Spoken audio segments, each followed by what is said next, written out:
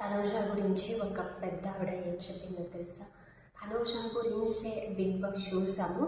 Tanuja డైరెక్షన్లోనే big boss అంతా నచ్చింది. ప్రతి ఒక్కరు హౌస్లో ఉన్న వాళ్ళందరూ తన డైరెక్షన్లోనే నడిచారు. తను లేకపోతే బిగ్ బాస్ లేదు. నువ్వు ఉండటం వల్లే కళ్యాణ్ కూడా ఈరోజు విన్నాయి ఈ స్టేజ్లో ఉన్నాడు. సో నీ వల్ల మేము బిగ్ బాస్ చూసాము.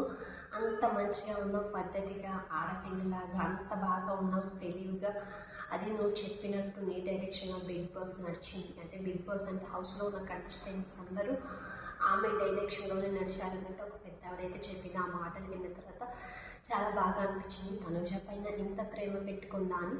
అది కాకుండా ఆవిడ తనుజ కోసమే బిగ్ బాస్ చూసిందంట. తనుజ రన్నరప్ అయింది కదా, అప్పుడు చాలా ఏడ్చిందంట. వాళ్ళ ఫ్యామిలీకి ఇంకొక మాట కూడా చెప్పిందంట, తనుజ గెలిస్తే ఓకే, గెలవకపోతే మాత్రం నన్ను ఓదార్చడానికి మీరందరూ రెడీగా ఉండండి అని. సో తను రన్నరప్ అయినప్పుడు తను చాలా బాధపడ్డాను అని చెప్పుకొచ్చింది. సో ఇదంతా చూస్తుంటే బిగ్ బాస్ వల్ల తనుజకి చాలా ప్రేమ, అంటే చాలా ప్రేమ దొరికిందని చెప్పుకోవాలి. ఎందుకంటే ఎంతమంది అభిమానులను అయితే సొంతం చేసుకుంది.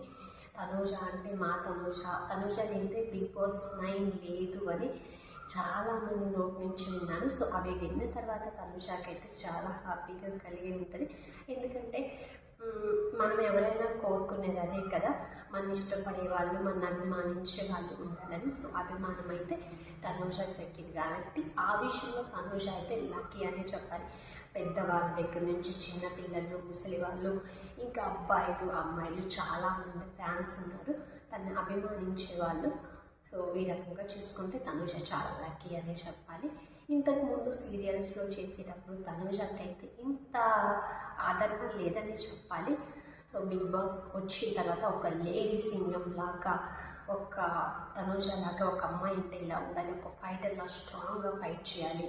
అలాగే కళ్యాణ్ కూడా సపోర్ట్ చేస్తూ తను కూడా ముందుకు నడిపింది కదా, అది కూడా చాలా ఇష్టపడ్డారనమాట అభిమానులు. సో మొత్తానికి తనుజ అయితే చాలా క్యూట్గా, చాలా అందంగా ఇంతమంది ఆదరణ అయితే దక్కించుకుంది.